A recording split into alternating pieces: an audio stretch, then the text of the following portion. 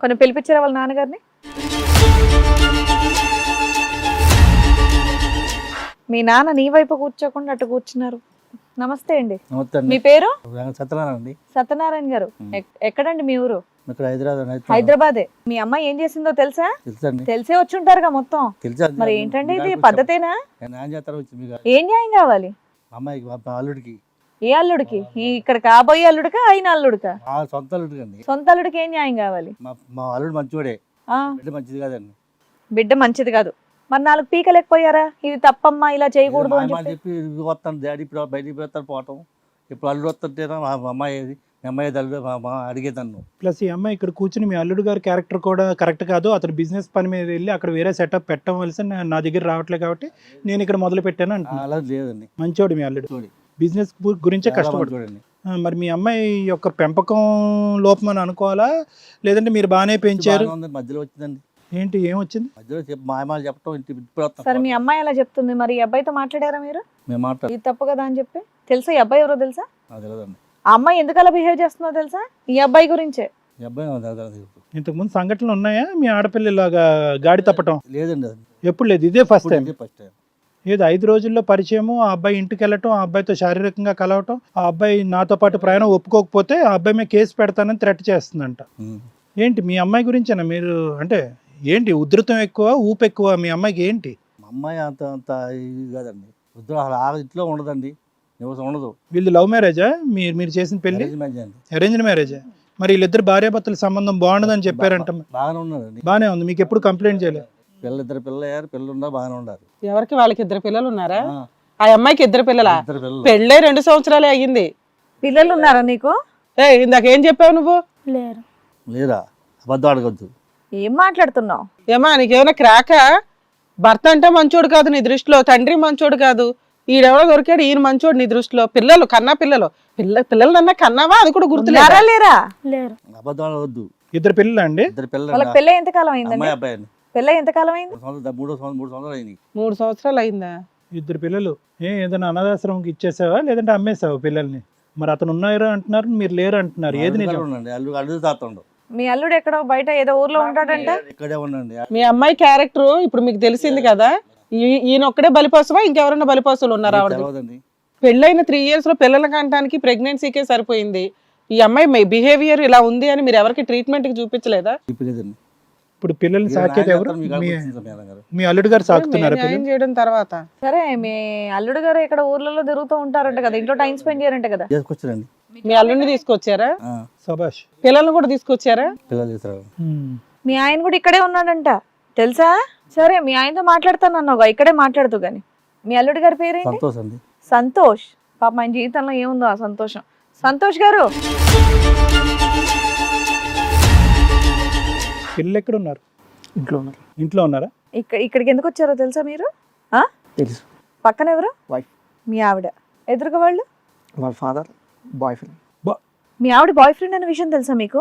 అంటే తెలీదు, డౌట్ ఇచ్చి వాళ్ళ ఫాదర్ ఒకసారి చెప్పా. వాళ్ళ ఫాదర్ ద్వారా తెలిసింది. మరి ఏం చేద్దాం అనుకుంటున్నారు? మీకు డివోర్స్ ఇచ్చేస్తుందంట, అతనితో వెళ్ళిపోతుందంట మీ ఆవిడ. మోస్ట్ ఎక్స్పెక్టెడ్ అవుట్కమ్ అండి నా జీవితంలో అన్నట్టు కూర్చున్నారు మీరు ఇక్కడ. ఇవన్నీ నేను ముందే పసిగట్టాను అన్నట్టు. ముందే పసిగట్టారు. మరి ఏం చేద్దాం అనుకుంటున్నారు? వదిలేస్తారా మరి మీ ఆవిడని? ఫస్ట్ మీ ఇద్దరు సంబంధం ఎలా ఉందో చెప్పు అమ్మా. మీ ఇద్దరు ఎలా ఉన్నారు? 2.5 years ప్లస్ అయింది మీ మ్యారేజ్ అయ్యి. మీ ఇద్దరు హ్యాపీగానే ఉన్నారా?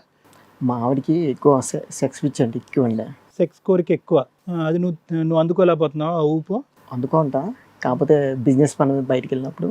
అసలే ఆ అమ్మాయికి ఎక్కువ అంటే ఆ బిజినెస్ ఏదో ఇక్కడే పెట్టుకోవచ్చు కదా బాబు. నీకు తక్కువ అనుకుంటా, ఆ అమ్మాయికి ఎక్కువ. అదే ప్రాబ్లం, మ్యాచ్ అవ్వలేదు. సెక్స్ పిచ్ ఎక్కువ.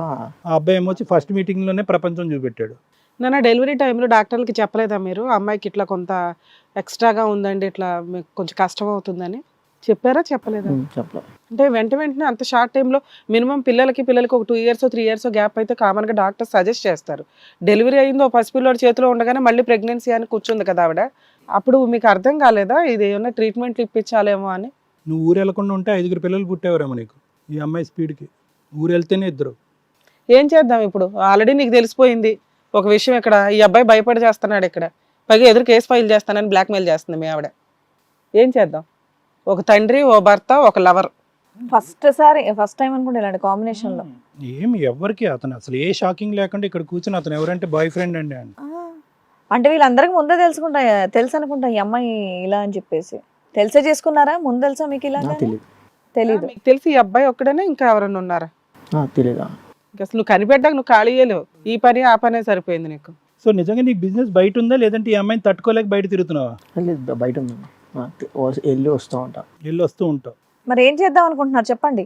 ఈ అమ్మాయి అక్కడ బ్లాక్మెయిల్ చేస్తుందంట, కేసులు పెడతానని చెప్పేసి మిమ్మల్ని వదిలేస్తుందంట. ఎవరి కాళ్ళు నాకు సంబంధం లేదని కూర్చుంటే ఎలాగ ఇక్కడ? చెప్పు తమ్ముడు, నీకు కావాలా ఈ అమ్మాయి వద్దా? ఈ అమ్మాయిని మార్చుకుందామా? మార్చుకుంటే నీకు ఓకేయా? ఏదో డెసిషన్ చెప్పు. బంతి నీ కోట్లో ఉంది. మార్చుకుంటే ఓకే. మార్చుకుంటే ఓకే. అబ్బో, నువ్వేమనుకుంటున్నావు అమ్మా? నాకు ఆయనే కావాలి. ఆయనే కావాలి.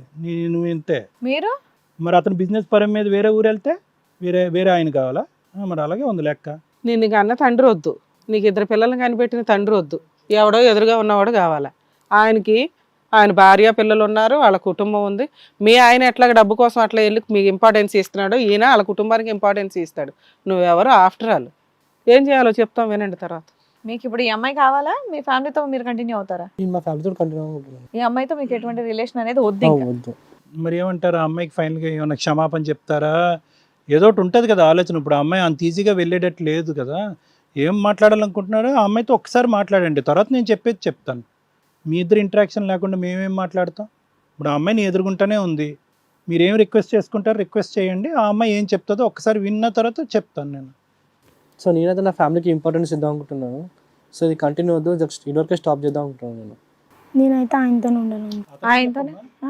నేనైతే మీతో ఉండాలనుకో. అది కష్టం, చాలా కష్టం అది ఉండలేను అట్లా. ఉండడంట ఎలా చెప్పు. నేనైతే ఈయనతో ఉండను. అతనితో ఉండొద్దులే, అతని సంగతి చెప్పు. ఆయనతోనే. ఇది వీళ్ళ వర్షన్. అసలు వీళ్ళు ఎవరు మాట్లాడకుండా నిజంగా కూర్చొని ఇప్పుడు ఏం చేయాలో తెలుసా? ఈ వేదిక అర్జెంటుగా 108 నెంబర్కి కాల్ చేసి అంబులెన్స్ తెప్పించాలి. ఇది కథ కాదు జీవితం ప్రోగ్రామ్ని అందరికంటే ఒకరోజు ముందుగా చూడాలి అనుకుంటే హిట్ టీవీ యాప్ని డౌన్లోడ్ చేసుకోండి. ఇందులో మీరు మెచ్చే, మీకు నచ్చే కంటెంట్ సిద్ధంగా ఉంది.